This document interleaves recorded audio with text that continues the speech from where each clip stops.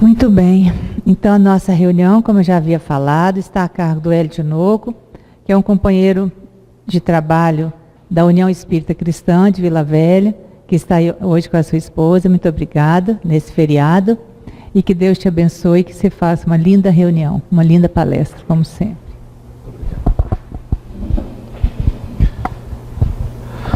Meus queridos companheiros e minhas queridas companheiras da Sociedade de Estudos Espíritas, irmão Tomé, muito boa noite a todos.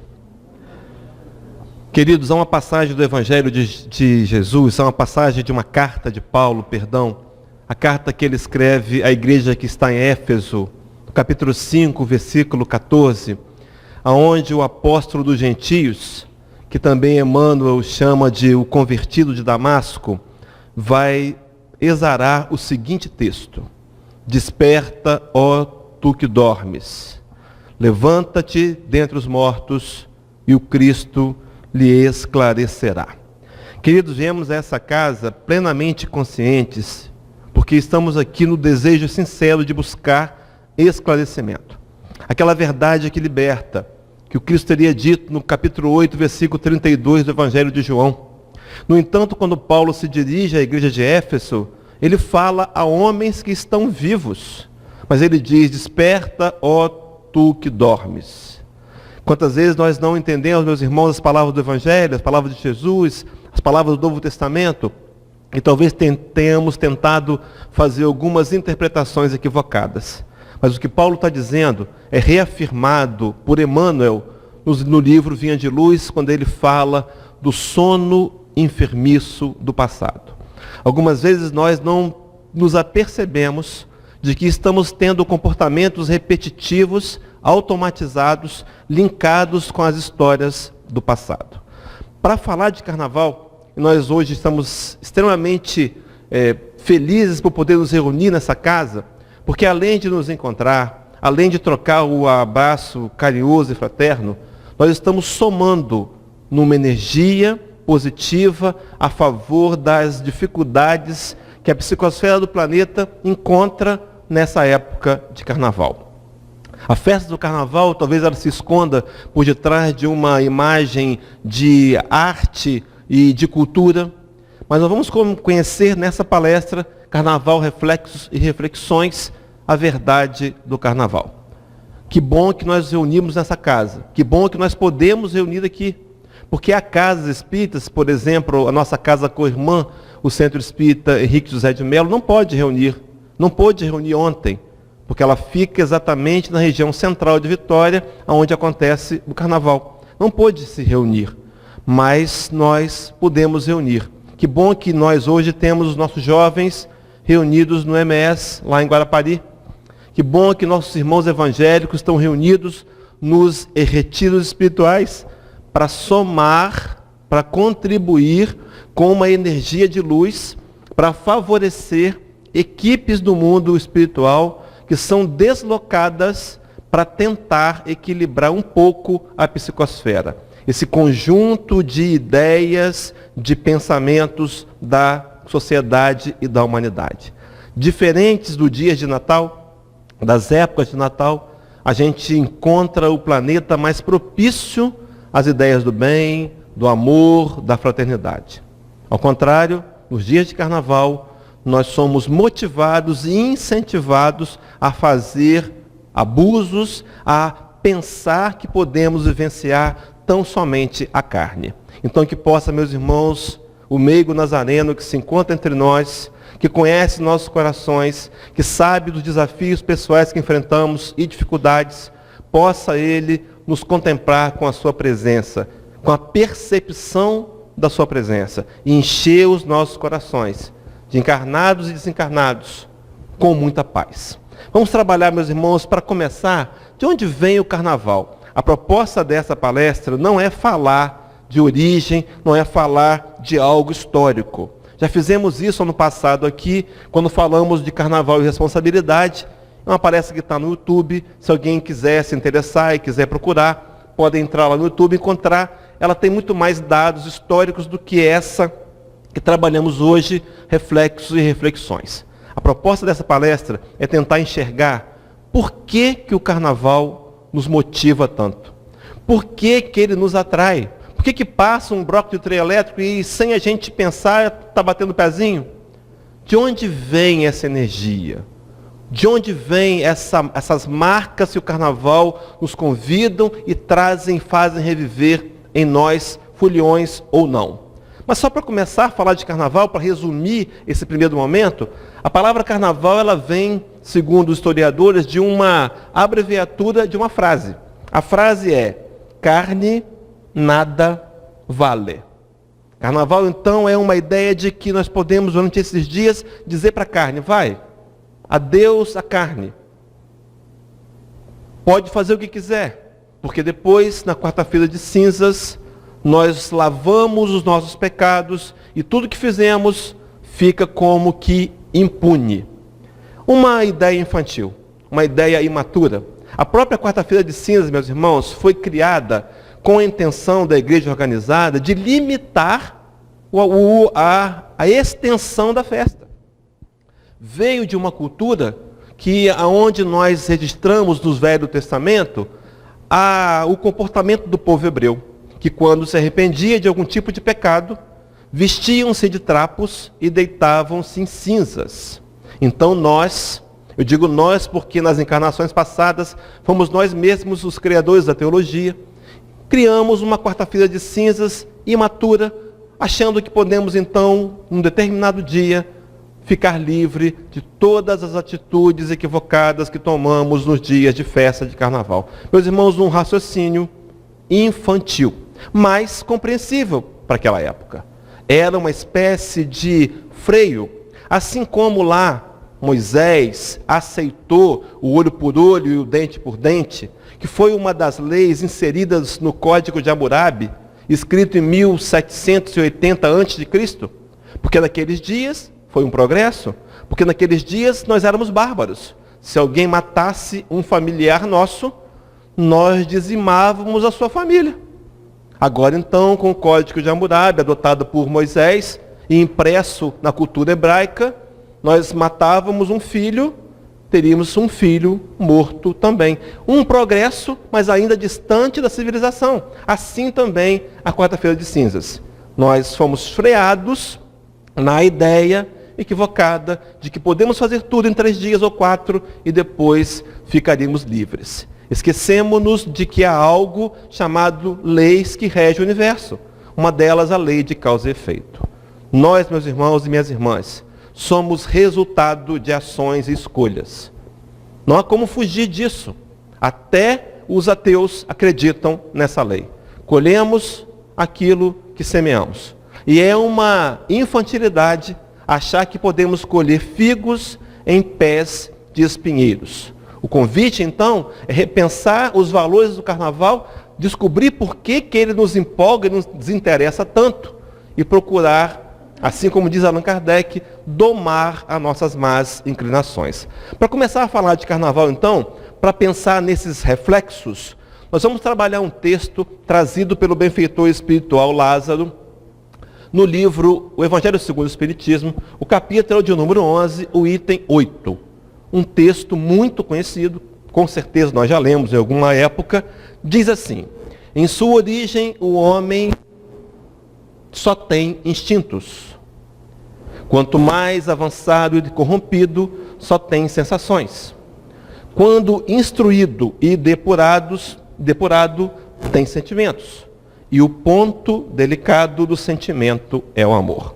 Meus irmãos, hoje nós somos instintos. Nas primeiras encarnações, nossas primeiras encarnações, ainda com um corpo muito animalizado, foram no mundo primitivo. Nós éramos movidos pelos instintos. Nós éramos meio que animais. Nós não tínhamos ainda desenvolvido o lóbulo frontal que nos deu a ideia de individualidade e de escolhas. Éramos como que animais, movidos pelo instinto. À medida que os instintos foram sendo corrompidos, fragmentados, nós aprendemos a lidar com sensações. Nas sensações, começamos a fazer escolhas. Por exemplo, no instinto eu tinha fome e comia.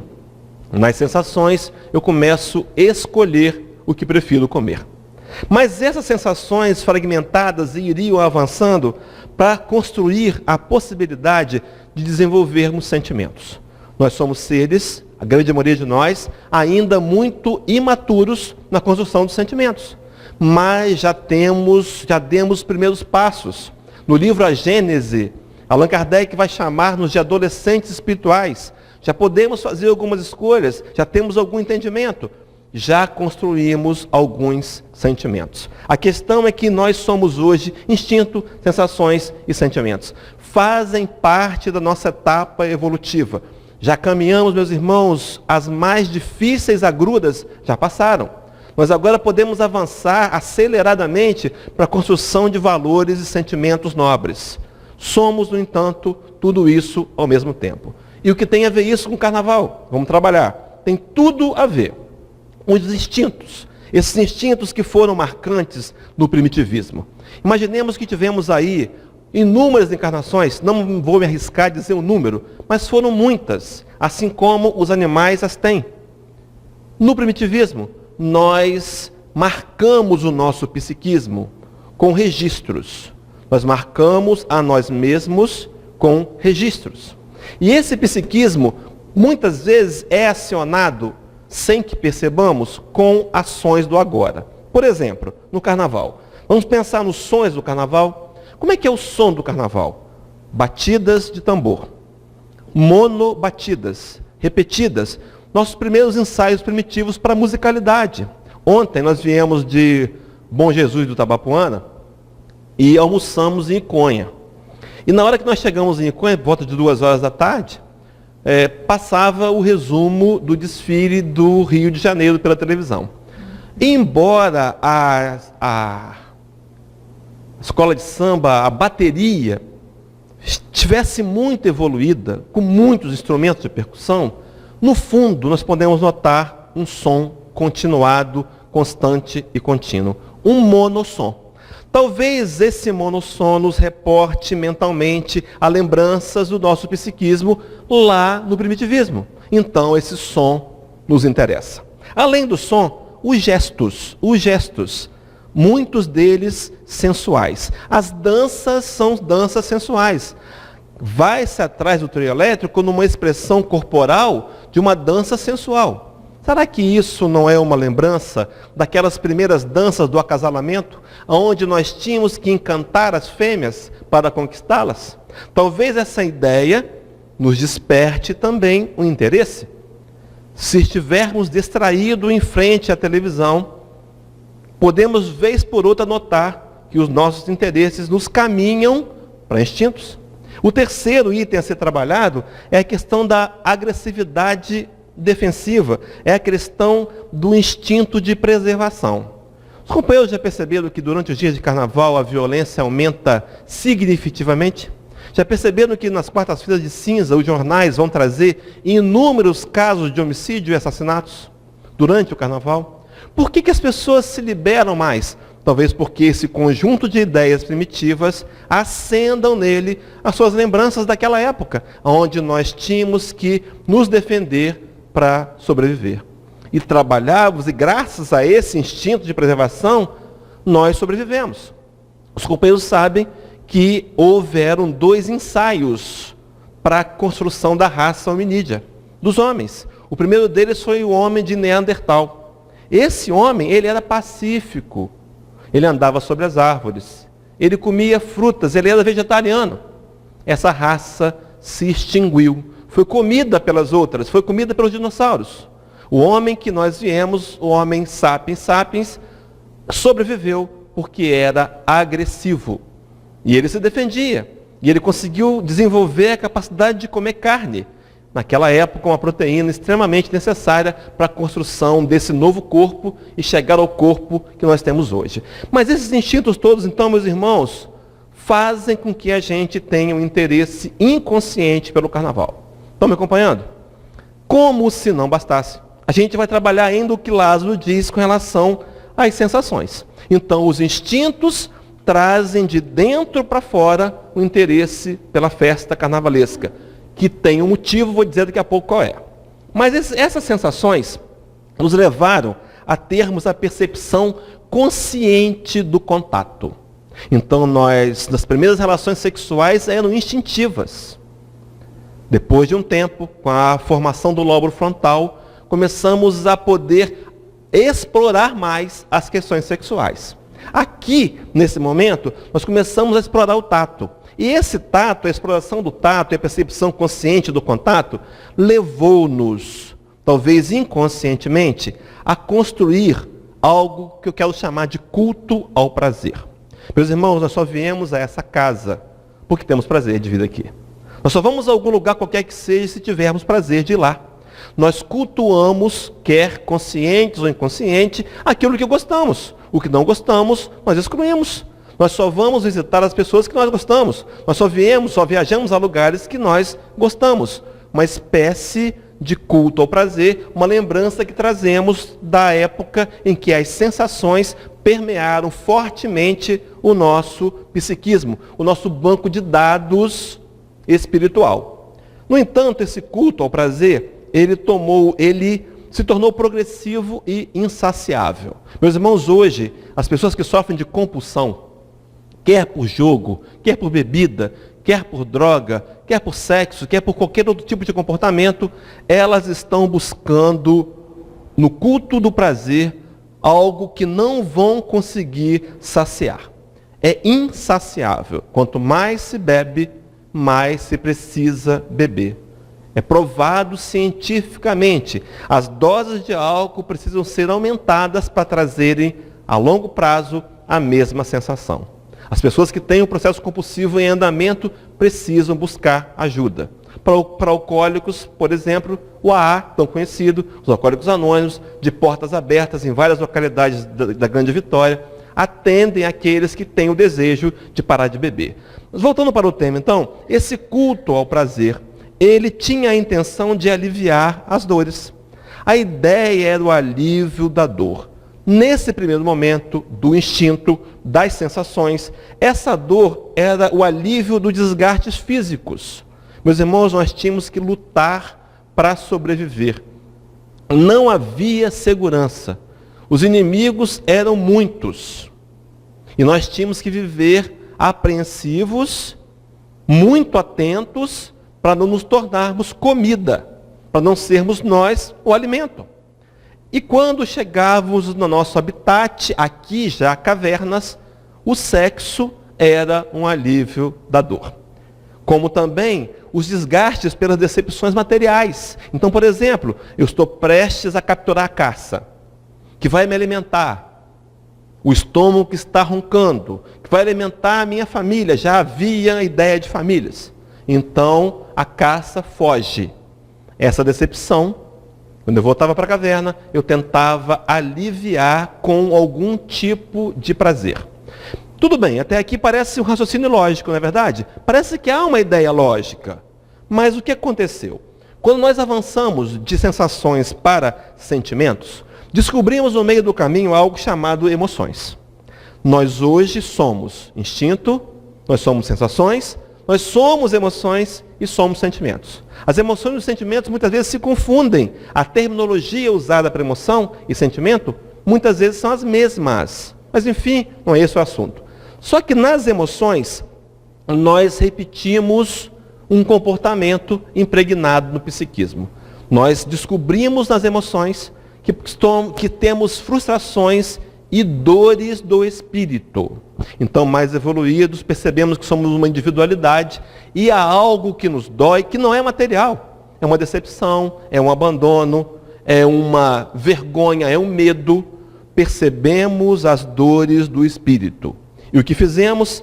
Tentamos aliviar as dores também com o prazer.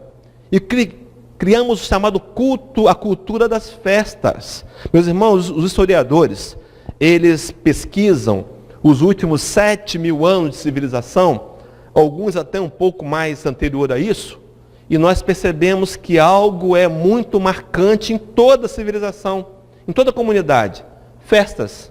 Os índios faziam festas, os nativos faziam festas, os gregos faziam festas. O carnaval é uma festa que vem do mundo grego, segundo a história relata para a gente.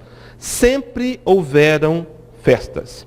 desde o primitivismo. No entanto, a pesquisa é da civilização para cá. Uma cultura de festa, porque nas festas nós aliviávamos a nossa dor, comendo, bebendo, fazendo sexo, trazendo à tona os instintos e as sensações. Essa é a ideia de cultuar o prazer para aliviar a dor. No entanto, essa tentativa era insana, era inconsciente e fantasiosa. Meus irmãos, nós não podemos aliviar a dor da alma com a matéria. Nós já tentamos fazer isso inúmeras vezes. Temos feito recentemente nessa encarnação. Fizemos nas últimas. Não obtivemos êxito. Não podemos saciar a sede da alma com a matéria. Não conseguiremos. Haverá um momento de conscientização global em que cada um de nós, espíritos encarnados e desencarnados presentes aqui, vamos ter a plena convicção que para alimentar a alma, precisamos do alimento da alma. Não vamos conseguir paz por comprar um carro novo. Ele pode dar até uma pseudo-paz temporária por algum período.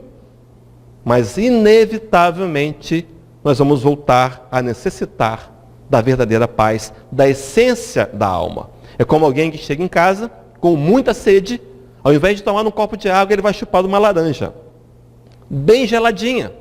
E aquela laranja vai, de certa forma, aliviar a sede. Mas daqui a pouco, ele vai precisar da água pura. Nós somos espíritos.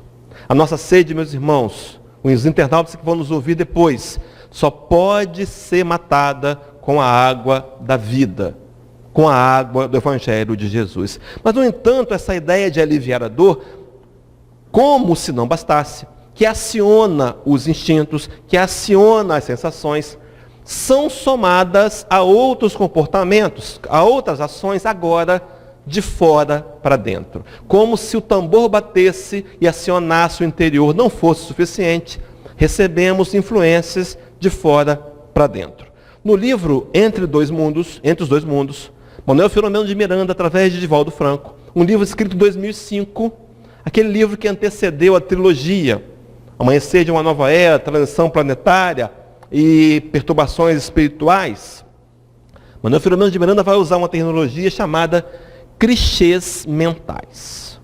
Meus irmãos, voltemos ao tambor, as monos batidas, os espíritos que nos têm por inimigos, que são contrárias à proposta do Cristo, que querem infantilmente atrapalhar a vinda da nova era e do novo mundo, não vão conseguir de forma alguma, mas que acreditam isso e têm uma razão real para serem nossos inimigos, porque o Cristo que apresentamos para eles na Idade Média era um Cristo que matava, era um Cristo que tomava suas propriedades, era um Cristo que abusava.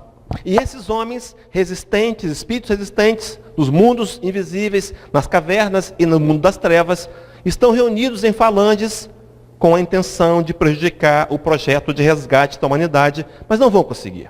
Mas, de alguma maneira, influenciam negativamente. Talvez não atrapalhem tanto, mas atrapalham um pouco.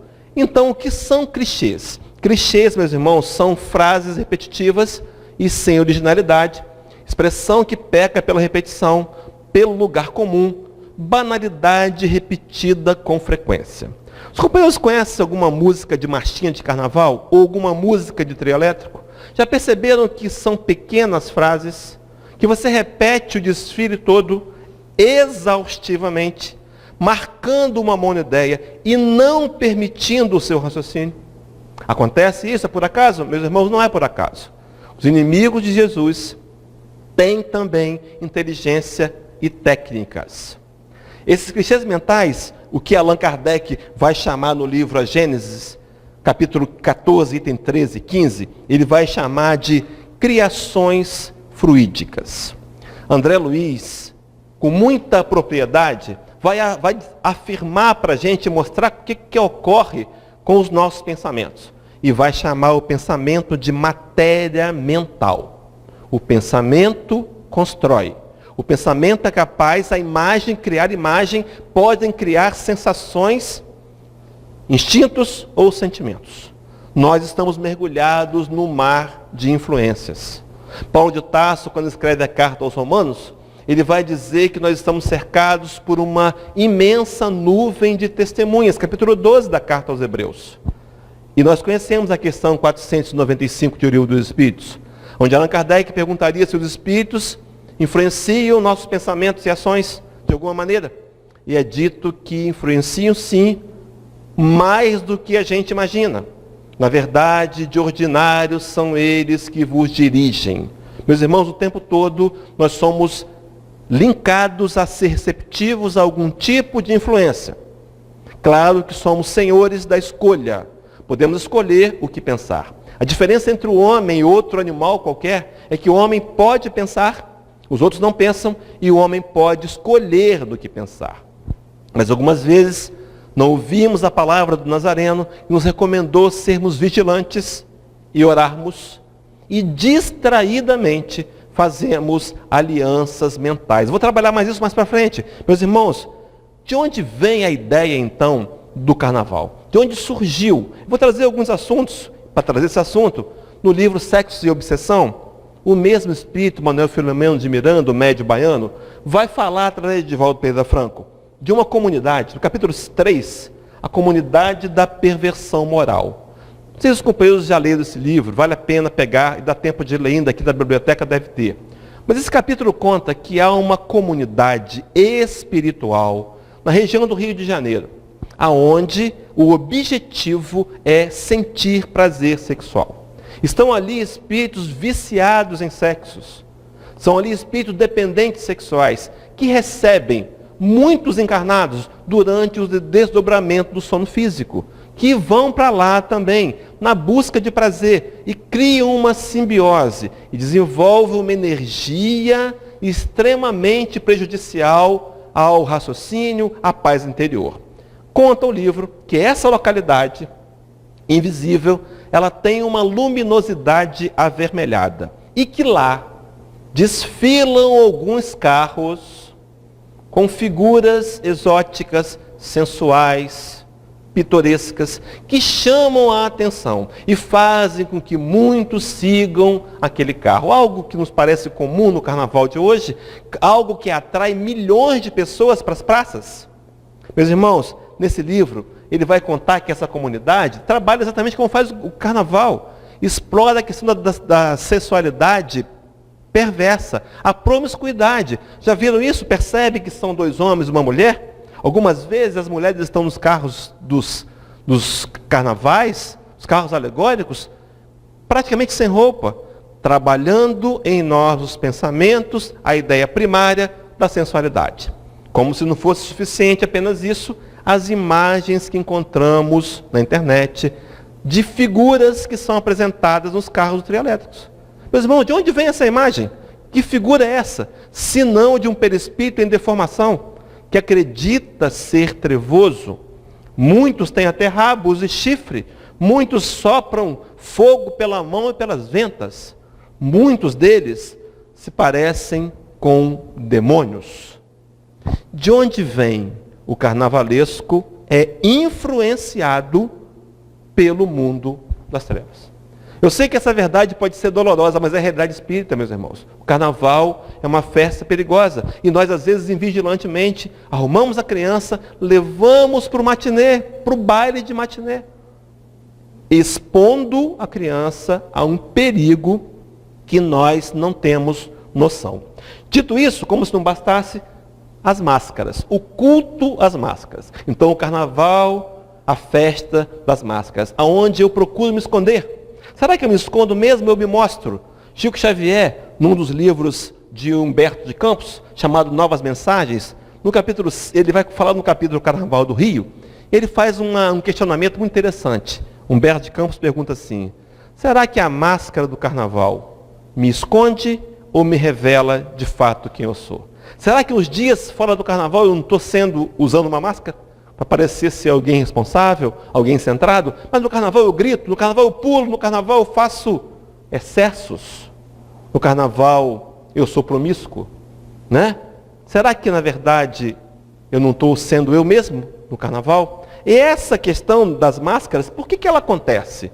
Qual é a ideia sublinear das máscaras? Meus irmãos, afastar o homem da sua realidade espiritual. Então nós fingimos ser o que não somos.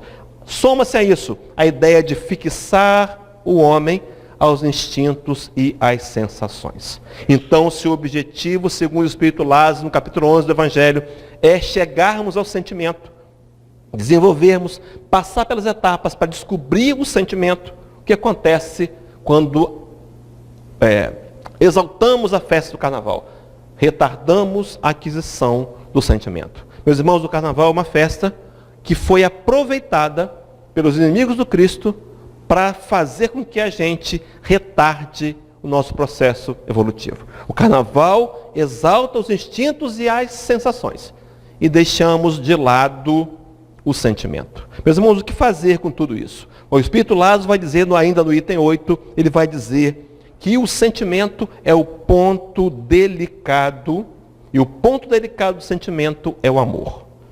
Delicado no sentido de sublimado, de dócil, de suave. À medida que evoluirmos moralmente, vamos aprender a amar aos moldes do amor de Jesus. Essa é a proposta. Por isso ele disse, lá em João capítulo 15, amai-vos uns aos outros como eu vos amei. Ele se põe como referência. Nós estamos aqui nessa encarnação, meus irmãos, nessa vida, nessa família que estamos, com as aptidões profissionais que temos, estamos aqui vivenciando nessa comunidade eclesiástica, estamos aqui para desenvolver a capacidade de amar. O objetivo pelo qual você encarnou, o motivo é aprender a amar. E tudo que está à nossa volta são oportunidades. No entanto, essas oportunidades serão melhores aproveitadas quando eu tiver esclarecimento. Levanta-te, ó tu que dormes, desperta dentre os mortos, e o Cristo lhe esclarecerá. A verdade virá através do Evangelho. A verdade que eu preciso para sentir paz e equilíbrio, para mim me autoconhecer, vem do Evangelho de Jesus. Mas ele diz que esse amor, esse ponto do sentimento que é o amor, ele diz mais, não o amor no sentido vulgar do termo, mas esse sol interior que condensa e reúne em seu ardente foco todas as aspirações e todas as revelações sobre-humanas. Ele está falando de um amor mais profundo, de um amor que talvez esteja distante do nosso conhecimento, daquele amor de Jesus, aquele amor que não dá para compreendermos ainda. Nós perguntamos assim, mas como é que pode Jesus me amar? Como é que ele pode me amar individualmente? Ele disse a Deus que jamais, que nenhuma de suas ovelhas se perderia, inclui você, me inclui os encarnados que vieram para o tratamento hoje nessa casa de Jesus. Como é que pode amar assim? Meus irmãos, o dia que você for um Cristo, você vai saber como é que é amar assim.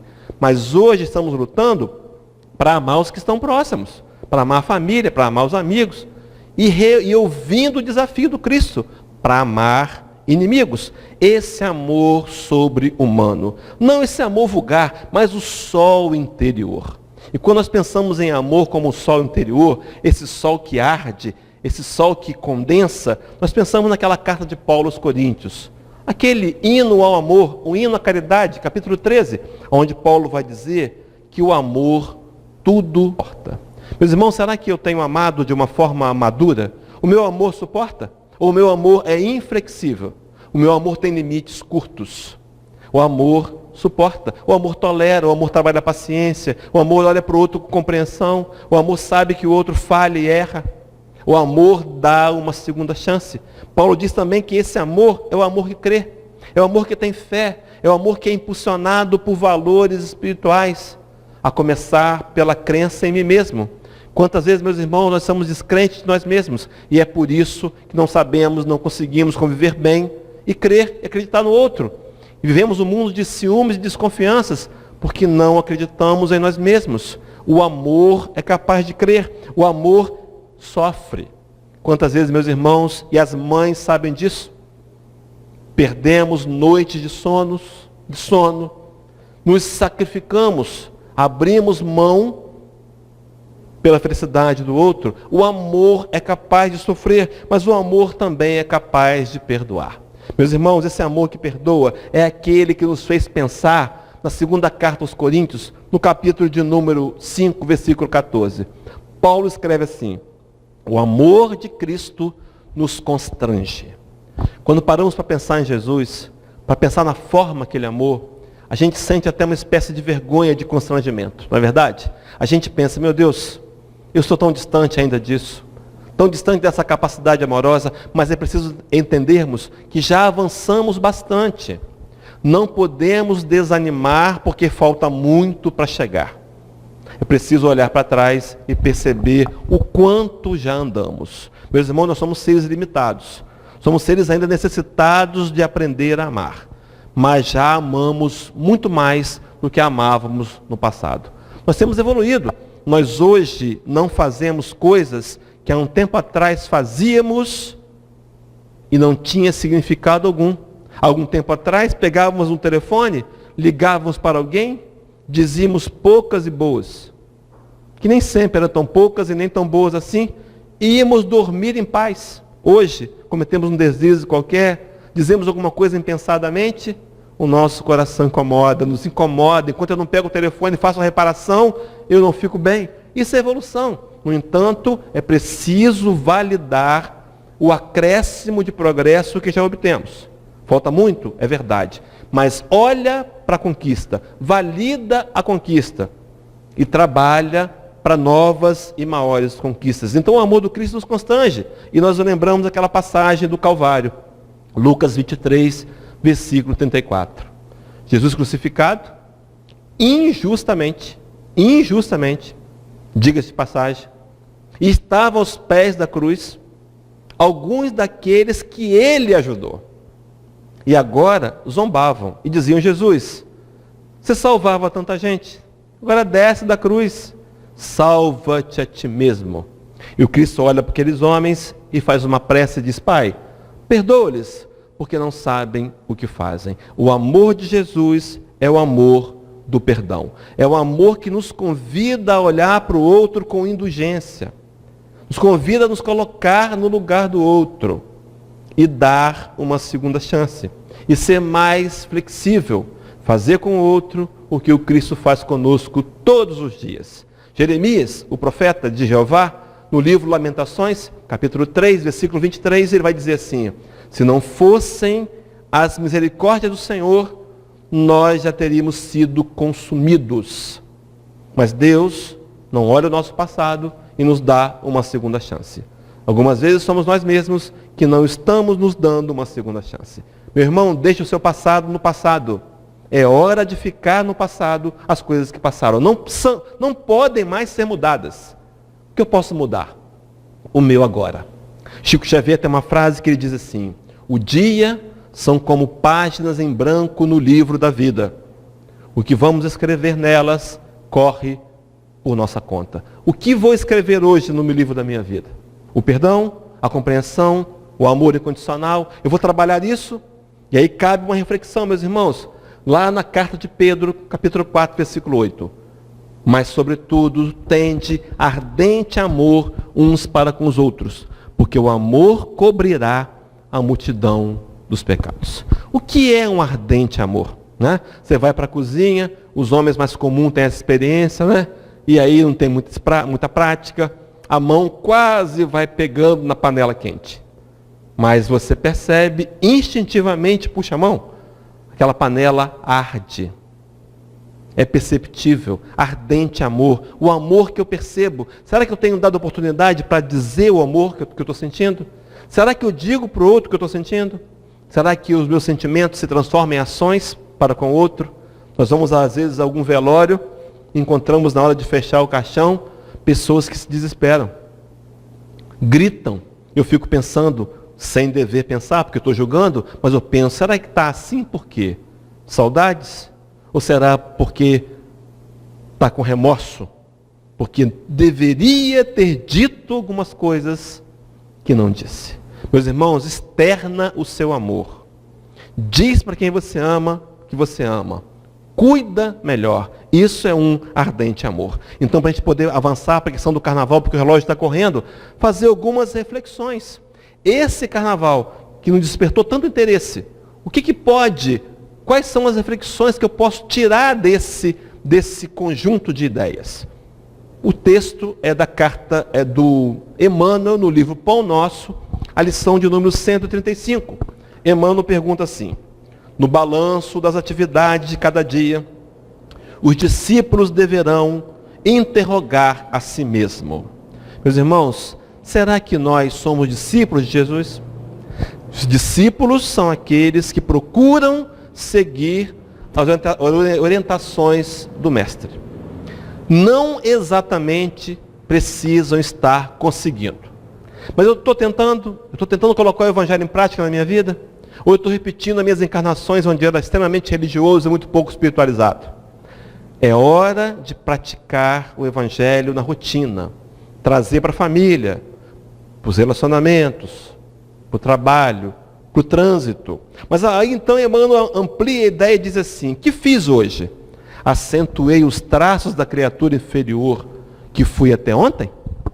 Ou desenvolvi as qualidades elevadas do espírito que desejo reter amanhã? O que fiz hoje, meus irmãos? Quais foram os meus investimentos? Será que eu me vigiei? Eu me policiei? Eu percebi que fui egoísta? Que disse o que não devia? Que acentuou em mim os traços do orgulho? Eu tenho trabalhado para vencer isso? É preciso um projeto. Nós, espíritas, chamamos de reforma íntima. Os benfeitores espirituais, quando escrevem no livro O Evangelho segundo o Espiritismo, capítulo 27, eles dizem que a coisa mais importante que deveríamos rogar a Deus todos os dias seria a nossa melhoria moral. Meus irmãos, se eu peço a Deus um carro, se eu peço ao Senhor um carro, a minha oração é ouvida. Nem sempre vou receber o carro. Depende. Talvez eu precise muito. Talvez seja algo útil. Ou talvez eu não possa ter ainda aquele carro. Mas se eu peço a Deus para ser mais humilde, na mesma hora, um benfeitor espiritual, na mesma hora vai auxiliar o meu anjo de guarda.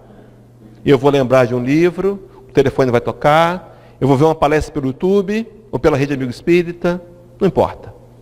De repente, a informação vem. Porque nós somos seres em busca de evolução moral. A matéria é só uma ferramenta para evoluir moralmente. Então, todas as vezes que a minha oração for egoística, vai ser ouvida, com certeza. Talvez não seja atendida. Mas se você pedir forças para se renovar moralmente, a força virá. Na questão 909 do Livro dos Espíritos, Allan Kardec pergunta aos benfeitores espirituais se o homem poderia sempre, pelos seus próprios esforços, vencer as suas más inclinações. E a resposta é que sim. Diz assim, sim. E na maioria das vezes fazendo esforços muito insignificantes. O que lhe falta é a vontade. Ah, com poucos dentre vós fazem esforços. Eu tenho me acomodado com a minha sombra, meu irmão? Ou eu tenho feito esforços? Já detectei, eu percebo que tem sombras. Percebo não para me denegrir, mas para lutar, para vencer. Porque nós somos sombras, nós também somos luzes, mas as sombras ainda são presentes. Precisamos combatê-las.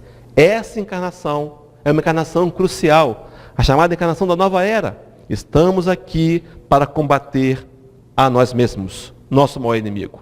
E muitas vezes, meus irmãos, será preciso nos desagradar. Mas seguindo, voltando ao tema da palestra, é a questão 919. Questão 919. Santo Agostinho, dizendo para a gente como ele conseguiu atingir o autoconhecimento. Como é que ele conseguiu atingir a iluminação? Ele trabalhou de duas formas, duas frontes de trabalho. Primeiro, diariamente, olha a disciplina, passava em revista suas atitudes. Diariamente ele pensava, o que eu fiz hoje? Detectava os erros e amanhã ele tentava não errar. Detectava também as qualidades e amanhã ele tentava repetir ou acentuar. Mas ele fazia uma outra fonte de trabalho também. Ele procurava saber se alguém tinha alguma coisa de reclamar dele. E validava a opinião do outro. Meus irmãos, alguém diz que você é egoísta, a gente fica logo chateado. Fulano me chamou de egoísta. Será que não está na hora de pensar? Será que ele não tem razão? Será que ele não está vendo em mim algo que eu não estou vendo? E aproveitar para ser também um instrumento de autoconhecimento? Foi assim que Santo Agostinho fez e atingiu a iluminação. No livro Veredas Familiar, do nosso companheiro Raul Teixeira, vai psicografar o espírito Teresa de Brito, capítulo 14, As Folias do Momo, ele vai falar do carnaval. ele vai tirar de uma vez por todas a ideia de que o carnaval é uma festa inocente, que eu posso ir porque estou bem intencionado. Eu vou só ler, eu tenho 11 minutos, para a gente poder fechar dentro do tempo. O espírito Teresa de Brito vai contar que no começo da história do carnaval no Brasil, havia uma inocência mesmo. Era uma festinha, a gente zombava das pessoas, fazia piadas. Mas como o número de foliões foi crescendo, os inimigos do Cristo se aproveitaram disso, para inserir ali comportamentos que podem nos levar a uma derrota. Muitas vezes perdermos até a encarnação. Numa dificuldade que nós buscamos, que não estava programada ou planejada para cada um de nós. Mas ele segue dizendo então, diz Teresa de Brito, progressivamente o carnaval tornou-se um ambiente onde se libera as nódoas do psiquismo, as frustrações, os desagravos, a sede de vingança, de vindima e a vasta horda de outros tormentos do íntimo. Segue Teresa, nas considerações amadurecidas dos espiritualistas em geral, e particularmente dos espiritistas, não podem passar em branco a questão vibratória e os elementos fluídicos que a tudo envolvem. Nosso companheiro Paulo Henrique Souza, lá da FEC, Fraternidade Espírita Cristã, lá em Vila Velha, fazendo uma palestra sobre carnaval, ele trouxe um alerta muito interessante. Ele disse que muitas vezes fazemos ligações fluídicas assistindo o carnaval ou os bailes pela televisão. Aquilo nos atrai, nós sentimos a energia animalizada, ainda do homem animal, que só pensa em comer, só pensa em dormir e só pensa em fazer sexo, como os animais fazem, e nós interligamos numa linha fluídica e atraímos companheiros desencarnados que precisam desse fluido, não tem mais, e vão fazer uma simbiose conosco, a fim de sentirem o que estamos sentindo. Ligações fluídicas. Segue Teresa de Brito. Muita gente se expressa com honestidade, asseverando que vai para o carnaval sem intenções malévolas. Vai apenas pela distração, pela empolgação, pelo movimento. Acompanhe comigo na tela. Entretanto, a sintonia está formada. Mergulhados nas mesmas energias em que todos se encharcam, em franca cadeia de interesses similares, toda a gente se mantém no mesmo caldo de nutrição psíquica. Meus irmãos, para ir para o carnaval temos que estar muito preparados.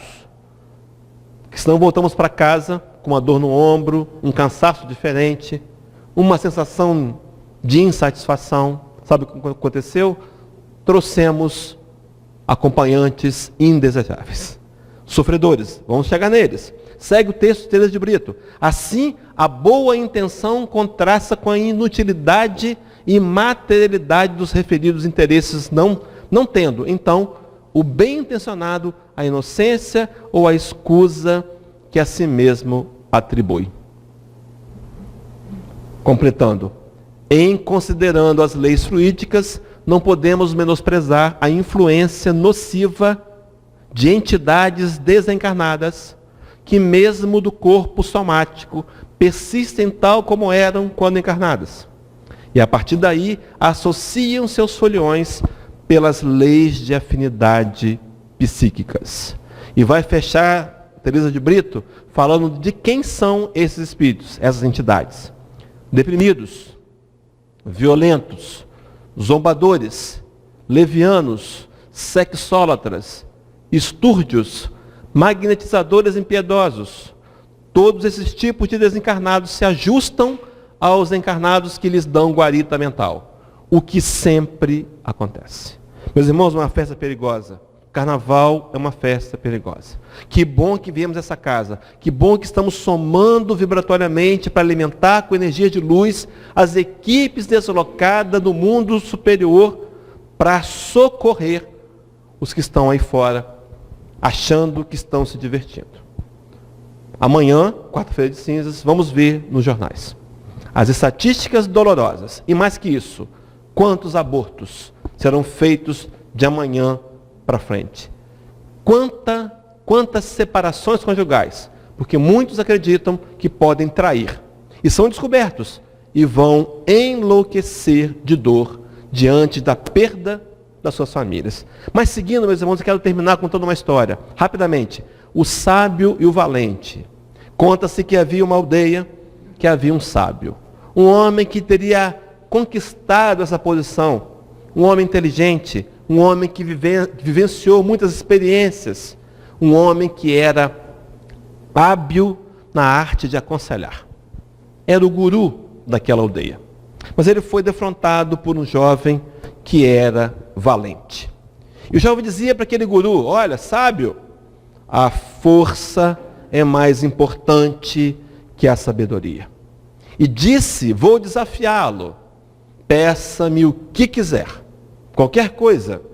Se eu conseguir, o senhor terá que se dobrar à realidade de que a força é mais importante do que a sabedoria.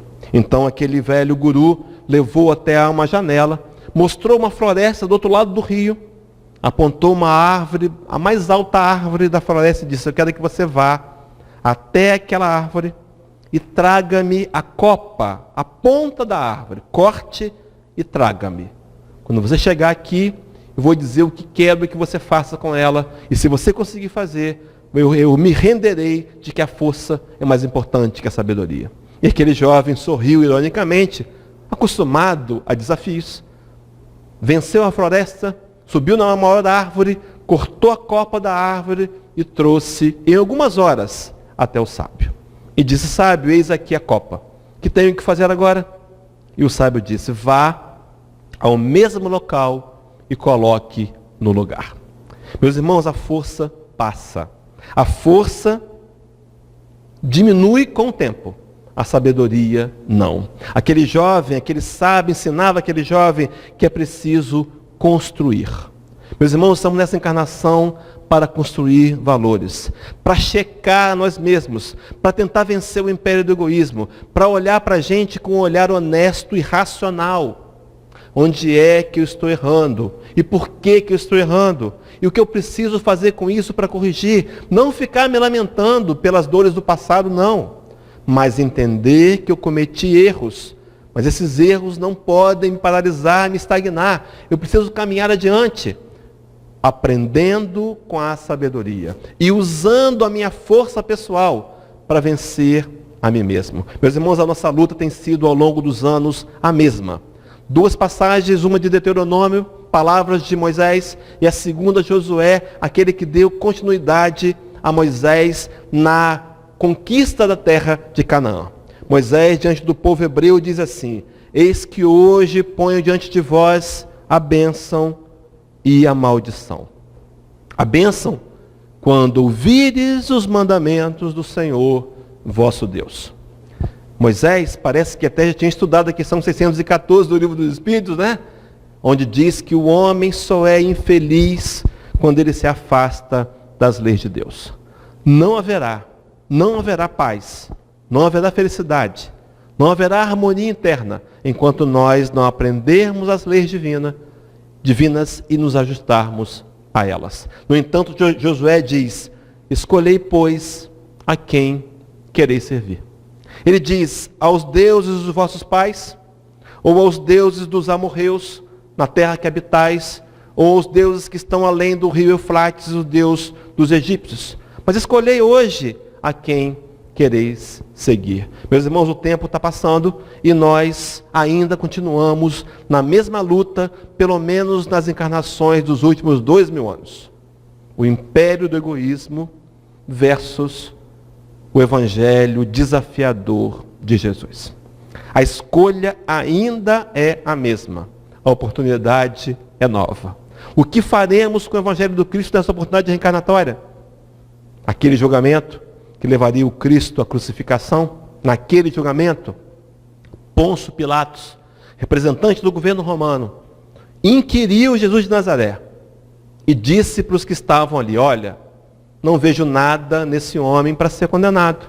Mas foi até uma pequena pia de mármore e lavou as mãos e perguntou para aquela multidão: o que faremos de Jesus chamado o Cristo? Naquela época, induzido pelos judeus, que estavam sendo induzidos por uma turba de espíritos infelizes, nós gritamos: crucifica-o, crucifica-o, crucifica-o. Passados 20 séculos, não é mais Pôncio Pilatos que pergunta, mas a pergunta é a mesma. Minha irmã, meu irmão, o que faremos de Jesus, dessa encarnação, com a clareza de entendimento trazida pelo Espiritismo? É nossa responsabilidade. O que fazer com Jesus será uma escolha. Tomara que dessa vez a gente consiga não matá-lo, mas fazer com que ele nasça em nossos corações. Muita paz.